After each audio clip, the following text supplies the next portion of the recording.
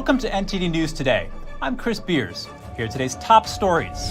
A St. Louis judge sanctions the city's prosecutor for allegedly withholding evidence. The prosecutor was reportedly funded by George Soros. Who's that knocking at the door? The IRS is planning to do more audits. The agency also rolled out this year's Dirty Dozen scams to be on the lookout for. The Chinese regime launches military drills around Taiwan.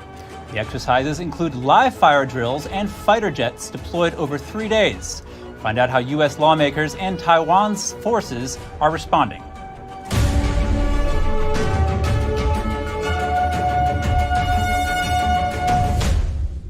Breaking news. This morning, a live fire attack at a bank in Louisville, Kentucky, killing 4 people. 8 others were injured. Police arrived within minutes. The shooter died in the exchange of gunfire. Police said the gunman could be a former bank employee. 2 police officers were among those injured.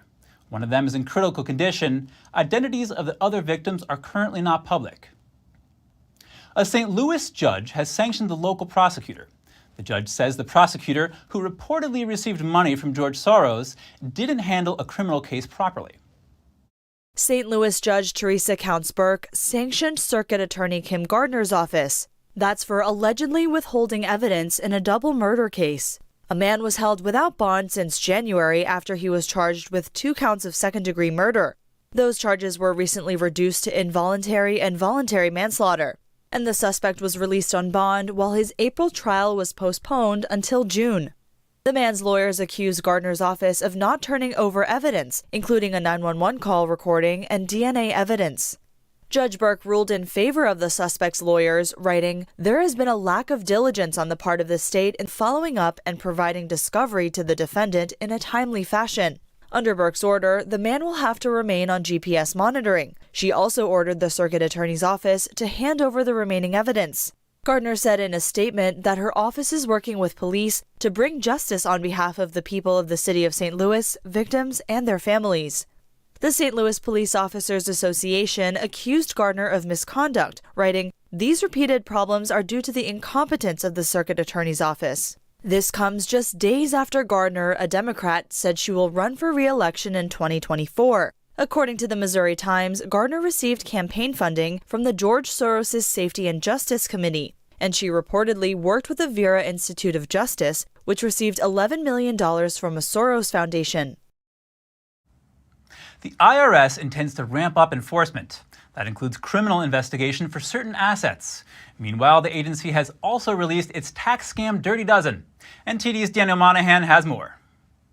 The IRS says it will increase enforcement in the area of digital asset transactions and listed transactions. Digital assets include cryptocurrency and other digital holdings. A listed transaction is a transaction that is the same or very similar to any transaction the IRS has determined to be a tax avoidance transaction. The IRS says these issues occur in many taxpayer segments, with data showing a higher potential for noncompliance. U.S. judges allow the IRS to use John Doe summons for owners of digital assets. That forces a crypto exchange or bank, for example, to provide information to the IRS about someone's identity, which could be difficult to discover otherwise. Officials are promising not to increase the number of audits on small businesses and households making under $400,000 per year. Meanwhile, the IRS released its Dirty Dozen tax scam list for 2023. The agency warns that people should avoid sharing sensitive personal data over the phone, email, or social media to avoid getting caught up in these scams. Some of these include fake refunds, where scammers entice people with a large payout and instead steal personal information to use for identity fraud.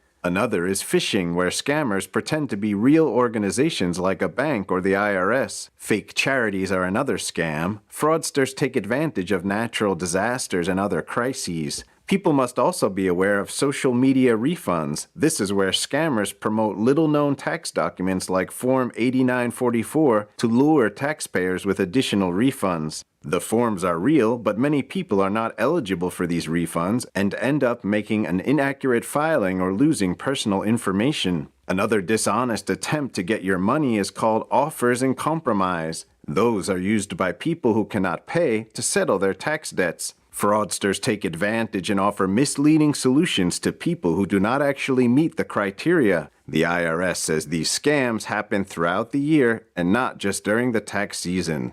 Daniel Monahan, NTD News.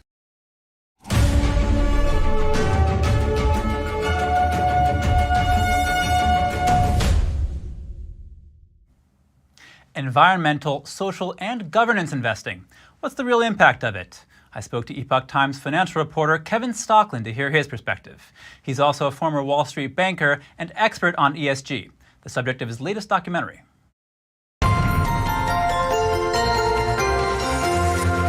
Kevin Stockland, financial reporter for the Epoch Times and producer of the Shadow State documentary. Thanks for joining us.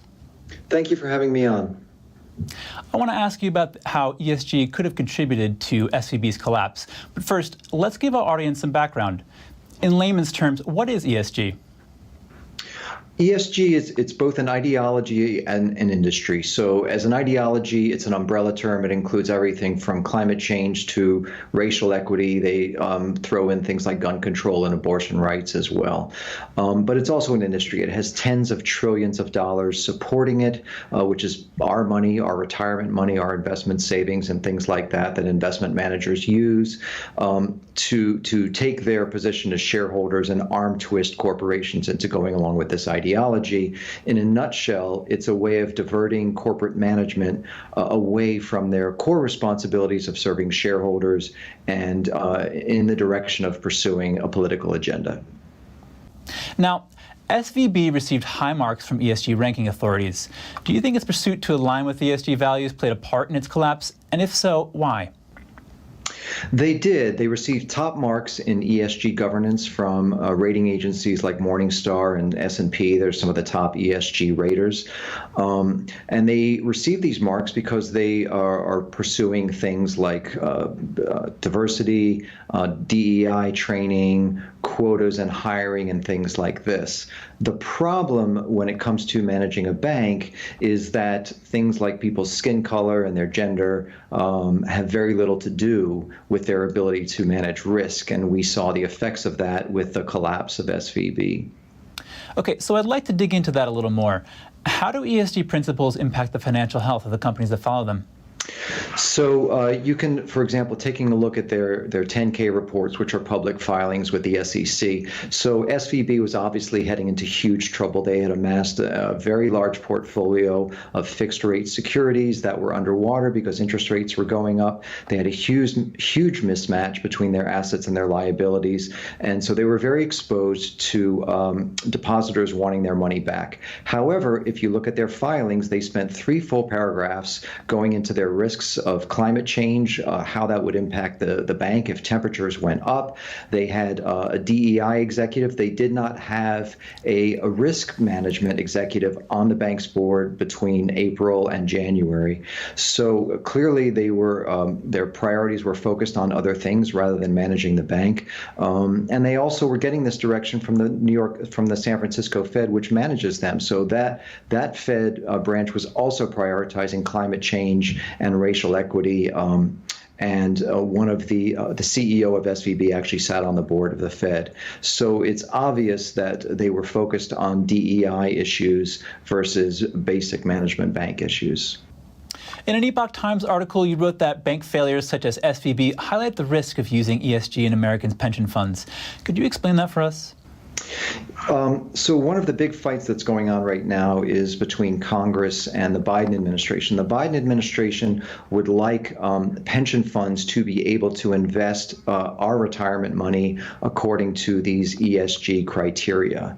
And Congress has passed a bipartisan measure to fight back against that, which the president used his first veto to block. Now, it's very interesting in the case of SVB, because here we see a textbook case of a company that is using ESG criteria to manage its risk.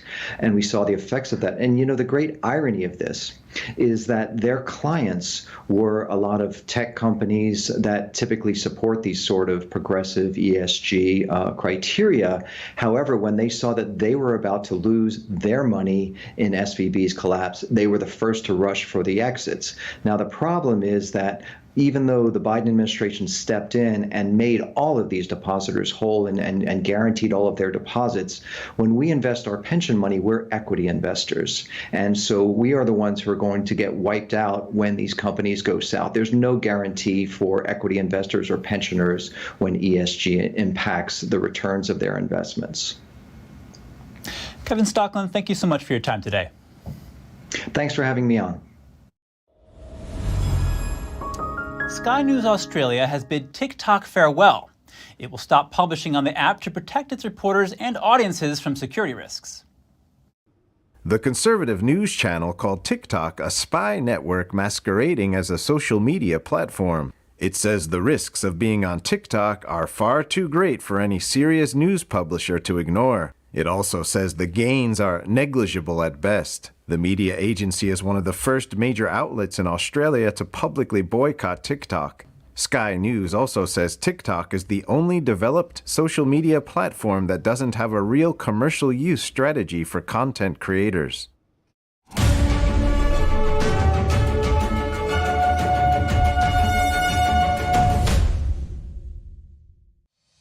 We're entering an unprecedented period of economic turmoil. The economy is unstable, our government is in shambles, and the global war on energy has created a domestic crisis. Americans need a way to protect their financial future. One way to ensure your wealth in retirement is by purchasing physical gold and silver. We can help. You can roll any part of your retirement account into a gold or silver IRA. Better yet, you can open a gold or silver IRA in 5 minutes or less using our online application. Preserving your family's financial legacy is a choice that's always available to you. And when you're ready, we're here to help. Call us and speak to one of our IRA professionals. Let's build your financial legacy together. GSI Exchange, wealth for generations to come. Henry Repeating Arms manufactures a line of classic American-made rifles and shotguns. With over 200 models to choose from and a wide variety of finishes and calibers, there's a Henry that's right for you. Every purchase is backed by our lifetime warranty and award-winning customer service. We invite you to order a copy of our free catalog and decals. Simply call the number on your screen or visit henryusa.com. That's henryusa.com. Freedom is not free, and neither is the truth. In order to bring you the facts, our reporters are out there on the front lines getting the true story. Some of them served 10 years of prison in China.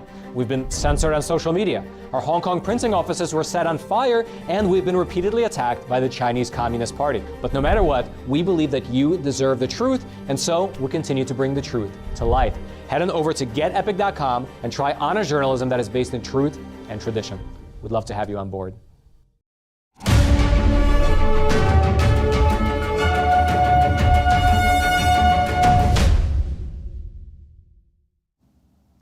Welcome back. China held live-fire military drills around Taiwan over the weekend, the day after Taiwan's president returned from a visit to the U.S.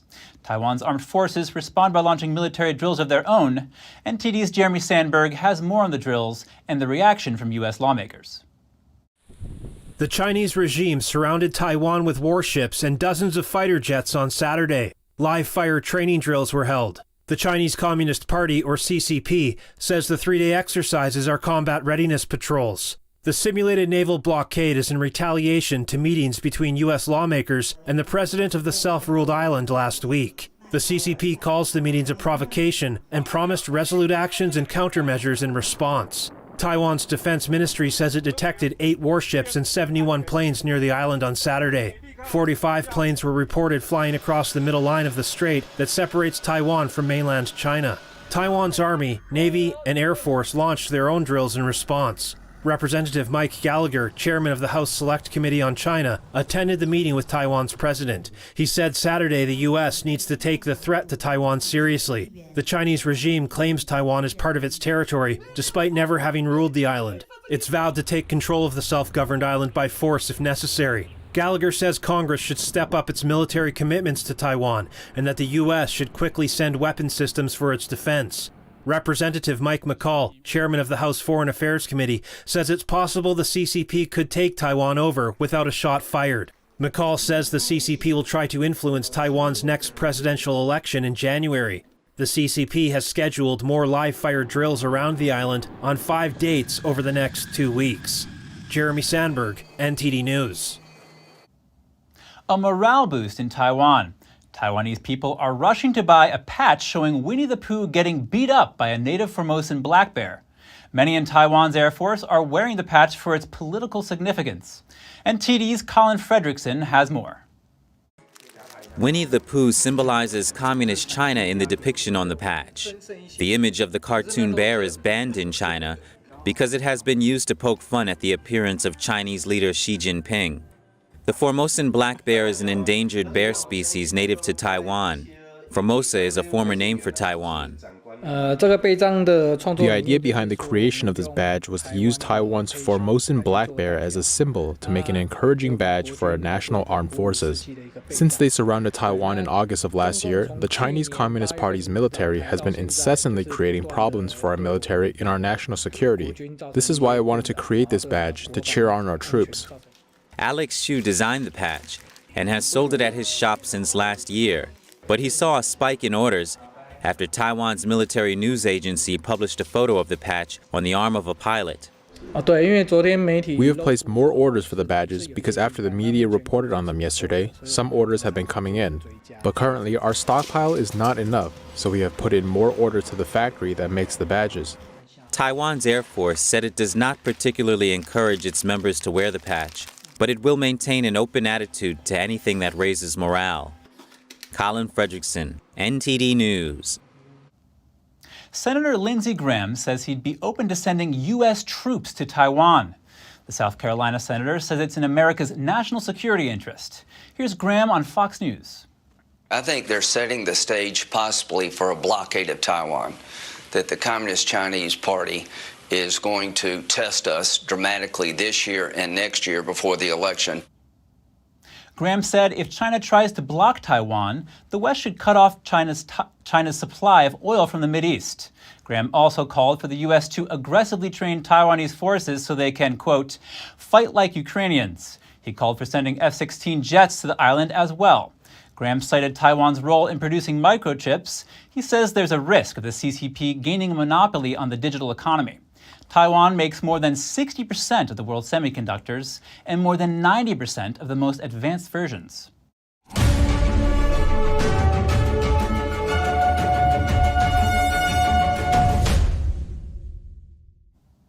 Former President Bill Clinton expresses regret about his role in making Ukraine less ready to deal with Russian aggression.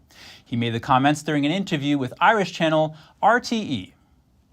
I feel terrible about it because Ukraine is a very important country, and I feel a personal stake because I got them to agree to give up their nuclear weapons, and none of them believe that Russia would have pulled this stunt if Ukraine still had their weapons. Clinton is responsible for a 1994 deal between the presidents of Russia and Ukraine at the time. An arsenal of nuclear weapons remained in Ukraine after the fall of the Soviet Union. It was ambiguous who had control over them, and Ukraine may not have had the resources for upkeep. Another agreement followed in the same year that guaranteed Russia would respect Ukraine's territory. The agreement was broken in 2014 when Russia annexed the Crimea region and broken again in 2022 at the start of the current war. Clinton said he knew at the time that Russian President Vladimir Putin didn't support the agreements. A Ukrainian parliament member told Fox News earlier that Ukraine is the only country to ever give up its entire nuclear arsenal, which he says it was the third biggest in the world. At the time, he added that the UK, Russia, and the US all guaranteed Ukraine's territory would be respected.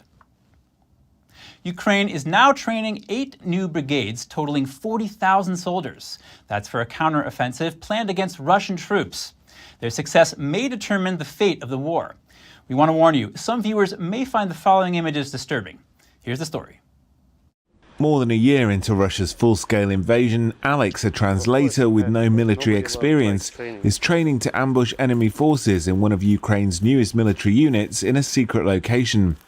He's part of the Border of Steel, the name of one of 8 new storm brigades totaling 40,000 soldiers that Ukraine wants to use during its counteroffensive against Russian occupiers in coming weeks or months. Well, I want the war to be over as soon as possible, and I hope that the strike brigade will make it a lot faster. So I want to be more effective. That's why I chose it.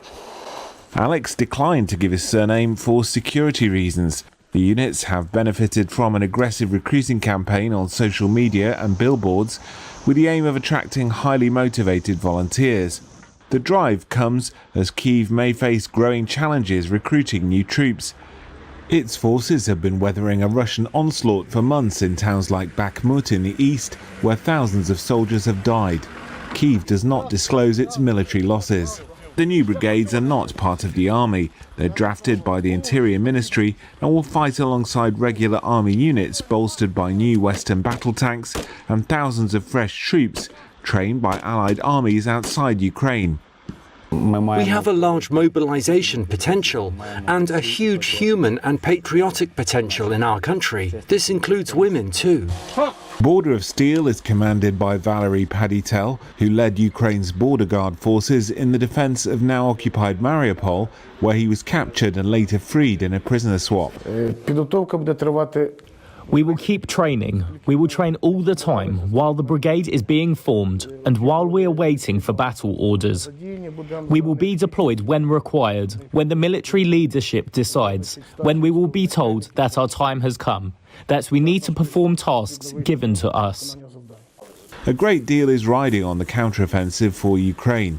A bungled and bloody attempt to seize back territory from Russian forces could dim optimism among key Western backers and push them to encourage Ukraine to seek negotiations with Moscow. Russian forces still occupied tracts of the east, the strategically important south, and the Crimean Peninsula.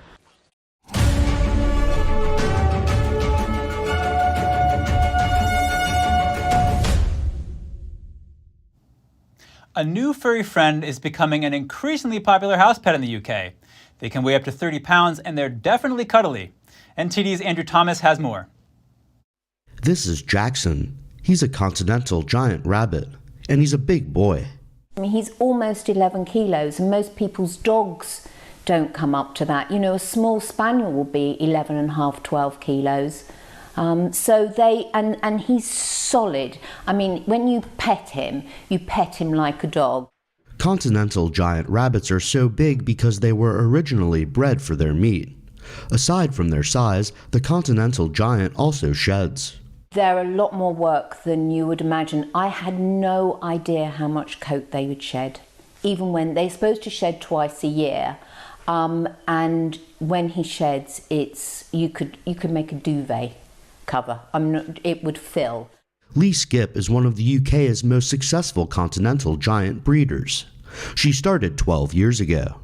They're just so placid and docile, and as I say, to me they're more like having a dog than a rabbit. As you can tell, he's quite happy sitting on the settee. He jumps up and watches telly. These rabbits can't follow quite as many commands as a dog, but they are a lot less expensive. Jackson is great with kids, even babies, but some people are quite intimidated at first. He is quite a sort of pleasant surprise for people, but yeah, they sort of aren't quite sure of what he's going to do when he's sort of staring them out, which he will do. These continental giants are charming potential pet owners across the UK. In fact, they could give the Easter Bunny a hop for his money. Andrew Thomas, NTD News. Bunnies aren't just cuddly pets. They can also work in law enforcement. A California police department has a new member. A canine bunny is now part of the team. Yuba City police officer Ashley Carson found the lost rabbit in the middle of a road last October. She took the rabbit to animal control, but he was not claimed by his family. So the department named him Officer Percy after the street he was found on. Officer Percy now has his own tiny canine harness and is serving as the department's wellness and support officer. Thank you for tuning in today. If you have any news tips or feedback for the show, please feel free to email us at news.today@ntd.com. I'm Chris Beers, NTD News, New York City.